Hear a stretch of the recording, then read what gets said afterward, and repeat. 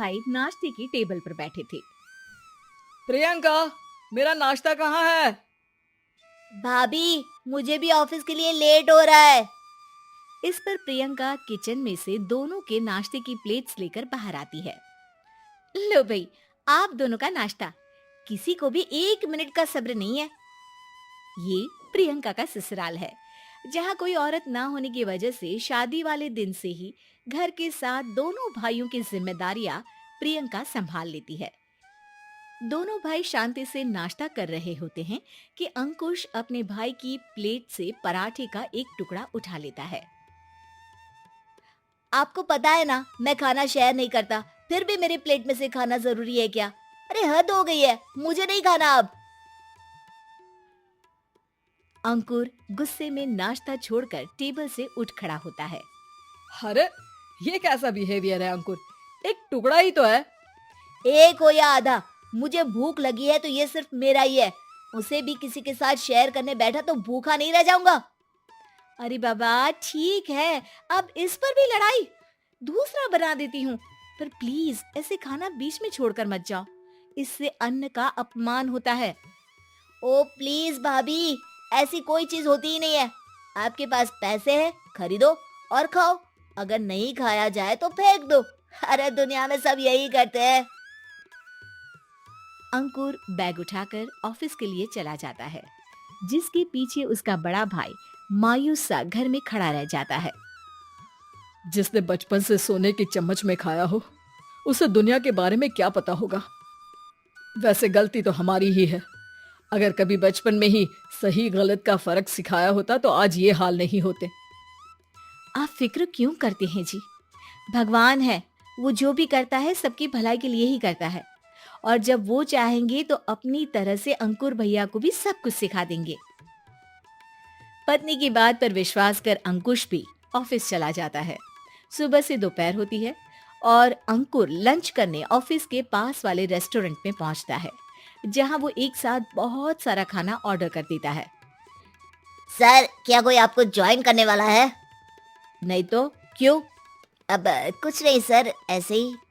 Waiter चला जाता है और कुछ देर में अंकुर का ऑर्डर लेकर वापस आता है, जिस पर अंकुर सब डिशेस में से थोड़ा थोड़ा खाकर बाकी ऐसे ही छोड़कर बिल देकर चला जाता है। वाह भगवान, तेरी माया। कहीं कोई एक एक टुकड़े के लिए तरसता रहता है और ये 5 लोगों का खाना ऑर्डर करके एक का भी पूरा नहीं खाते। पैसे वालों की माया। वेटर टेबल साफ कर बचा हुआ सारा खाना लेकर रेस्टोरेंट के पीछे घूम रहे बच्चों के पास पहुंच जाता है, जिसे देख बच्चों के चेहरे खिल उठते हैं। वाह, आज इतना सारा खाना आया। थैंक यू भैया, भगवान आपको खाने की फैक्ट्री बना दे। अगर ये फैक्ट्री मेरी होती तो तुम लोगों को कभी किसी का झूठा बचा हुआ खाना नहीं खाना पड़ता। चलो तुम लोग खाओ, पर ध्यान रखो किसी को पता ना चले, नहीं तो मेरी नौकरी चली जाएगी।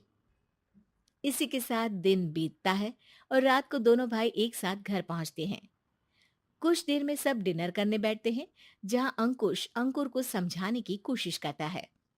अंकुर, अगर हमें लाइफ में सब कुछ मिला है, इसका ये मतलब नहीं कि तुम उसका गलत फायदा उठाओ, बल्कि तुम्हें उसकी मदद से दूसरों को भी मदद करनी चाहिए।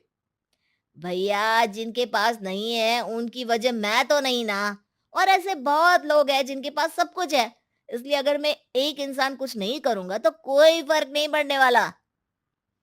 तुम्हारे भैया बस एक चीज समझाना चाहते हैं कि जिस चीज की हमारे पास कमी नहीं है, उसे बर्बाद करने से अच्छा है कि लोगों के साथ शेयर करें।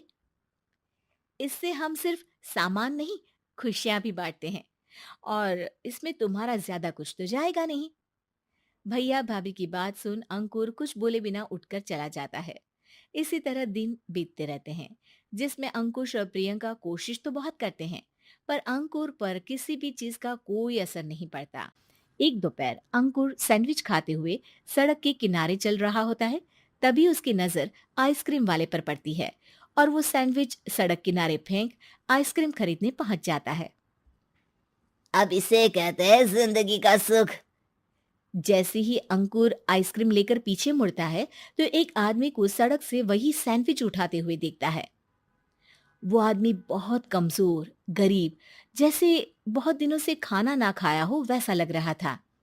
अंकुर उसके पास जाकर खड़ा हो जाता है। उसे देखकर आदमी सैंडविच अंकुर की तरफ कर देता है। आपको भी खाना है क्या? क्या हम इसे आधा आधा कर ले?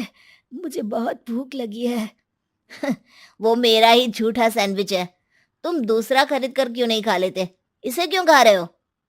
अरे भैया, अगर खरीदने के पैसे होते तो 4 दिन से भूखा नहीं घूम रहा होता। हैं? क्या? तुमने 4 दिन से कुछ नहीं खाया? फिर भी इस आधे सैंडविच को मेरे साथ बांटने के लिए तैयार हो गए? क्यों? अरे भैया, पैसा नहीं है तो क्या हुआ, इंसानियत आज भी उतनी महंगी नहीं हुई, और ना ही उस पर अमीर गरीब का टैग लगा है जो हम उसे रख ना सके। पर अफसोस, आजकल लोगों के अंदर पोषण, खून या विटामिन से ज्यादा इंसानियत की कमी होने लगी है। आदमी की बातों से अंकुर को समझ में आ जाता है कि वो आज तक कितना गलत काम करता आ रहा था। इसके बाद से वो अपनी किसी के साथ शेयर नहीं करने और खाने को बर्बाद करने वाली आदत को छोड़ देता है।